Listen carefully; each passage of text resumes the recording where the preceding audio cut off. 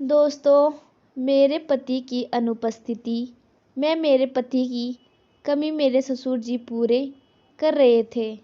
मेरे घर में मैं और मेरे पति और ससुर रहते थे। सास ससुर को छोड़कर चली गई थी। तब से घर में मेरे पति और ससुर ही रहते थे। मेरी शादी को 7 महीने हो गए हैं।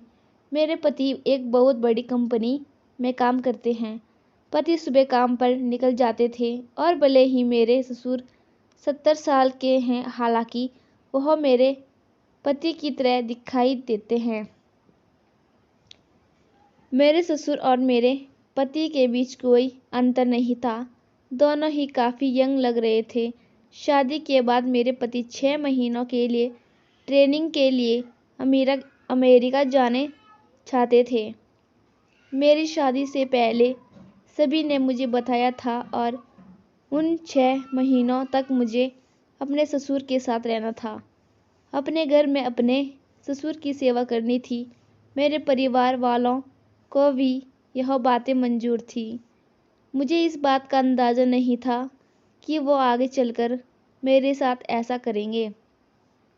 शादी के बाद मैं सिर्फ 2 महीने ही अपने पति के साथ रही। शादी से पहले मुझे रात का इतना मज़ा कभी नहीं मिला था, लेकिन मेरे पति ने मुझे इतना अंधा बना दिया था। मैं अपने पति के बिना एक दिन भी नहीं रह सकती थी। मैं रोज़ अपने पति का बेसब्री से इंतज़ार करती थी। मेरे ससुर को कभी भी घर से बाहर कोई काम नहीं था। जब मेरे पति आते थे तो वह कमरे में चले जाते थे।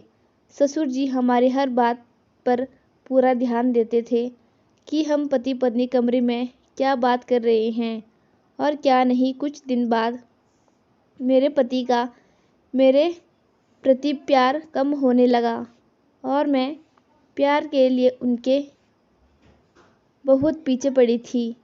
पति के मन में ही था, फिर भी मैं सब कुछ करने के लिए उन्हें तैयार करती थी।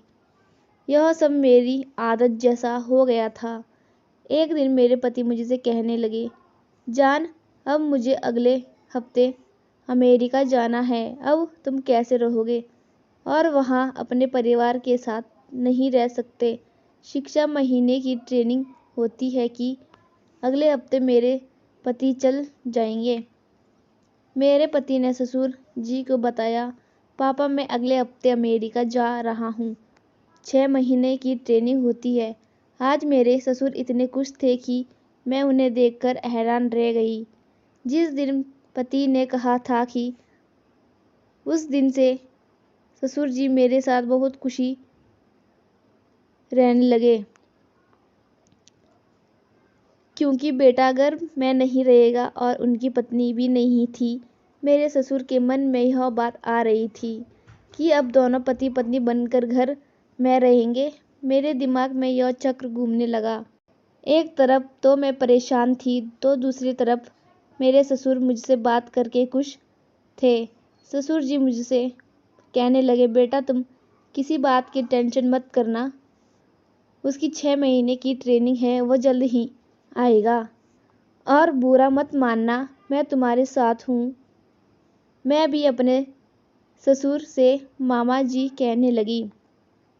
ससुर की बोली में अंतर मुझे भी महसूस हो रहा था, लेकिन मैं ना तो अपने पति को बता सकती थी और ना किसी और को बता सकती थी। मैं जानती थी कि अगर मैं अपने पति को बताया तो वो मुझसे नाराज़ हो जाएंगे। मैंने मन बना लिया था, अब जो होगा वो बाद में देखा जाएगा। मैंने अपने ससुर का ख्याल अपने दिमाग से निकाल दिया। हमारे आसपास कोई बड़ा घर नहीं था, बस 2 कमरे, एक बाथरूम और एक रसोई घर था। अब कल मेरे पति जा रहे थे। मैंने अपने पति के लिए सारी तैयारी कर ली। मेरे ससुर भी तैयारी में मेरी बहुत मदद कर रहे थे। मेरे पति ने मुझसे कहा था कि मेरे लिए सब कुछ पैक कर दो और मेरे ससुर मेरी बहुत मदद कर रहे थे। पति को छोड़ने के लिए ज़्यादा दूर नहीं जाना था, लेकिन मैं और ससुर दोनों पति को छोड़ने कंपनी गए, बहुत ही करीब थी। जब हम वहाँ से वापस आ रहे थे तो मेरे पति ने मुझसे कहा, बाबा का ख्याल रखना, बाबा को नाराज मत करना। मैं अपने पति को हाँ कर दी। मेरा पति मुझे छोड़कर चला गया। पूरी रात नींद नहीं आएगी, मैं क्या करूँगी, मैं अपने पति से कहने लगी। तब पति कहने लगे, तुम टेंशन मत लो, मैं तुम्हें रोज़ फ़ोन करूँगा।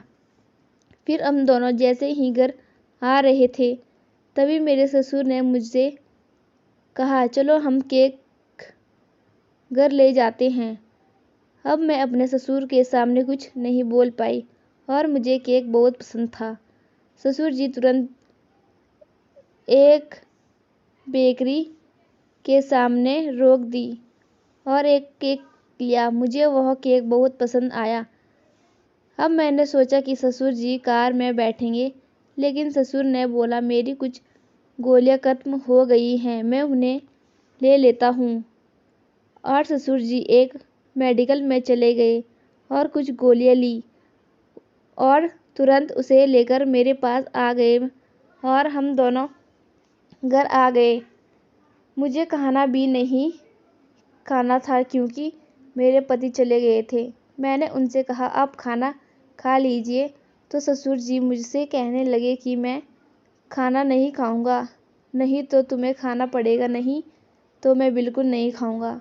आज पहली बार मेरे ससुर ने मेरा हाथ पकड़ा और बहुत जिद करने लगे, तुम मेरे पास बैठो और खाना खाओ। मेरे पति भी मेरे साथ इतनी जिद नहीं करते थे और 3 महीना के लिए पहली बार मैं इतना जल्दी ससुर देख रही थी। उसने मेरा हाथ पकड़ा और मुझे खाना खाने के लिए प्लेट में बिठाया और कहने लगे, खाना खा लो। मैंने भी जिद छोड़ दी और मैं भी उनके साथ खाना खाने बैठ गई। पर खाना खाने के लिए मेरा बहुत करीब बैठे ससुर जी की आंखें बड़ी चमकीली थी। मुझे अपने ससुर की आंखों में एक अलग ही रूप नजर आ रहा था। भोजन के बाद ससुर जी ने घर का मुख्य दरवाज़ा बंद कर दिया।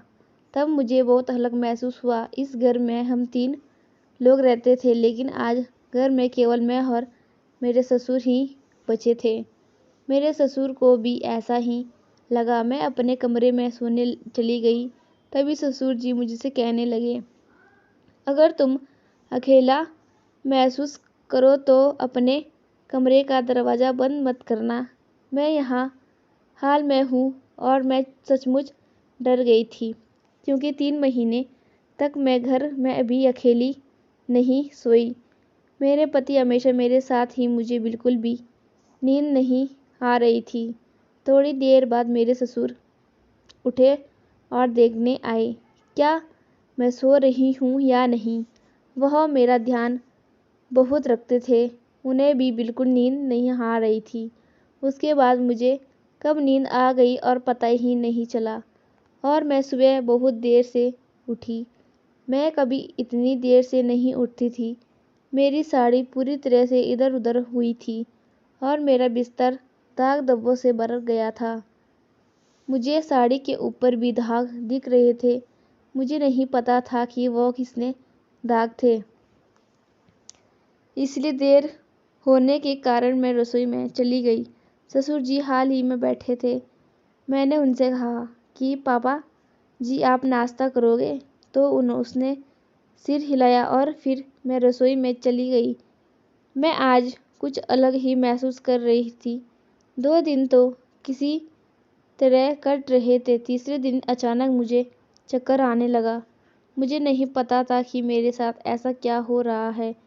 फिर जब मैं अस्पताल गई तो डॉक्टर ने मुझे कहा कि तुम प्रेग्नेंट हो, लेकिन मेरे पति घर में नहीं थे, इसलिए मुझे नहीं पता था कि मैं कैसे प्रेग्नेंट हुई। आगे क्या हुआ यह जानने के लिए आने वाले अगले पार्ट तक हमारे चैनल को सब्सक्राइब करें। धन्यवाद।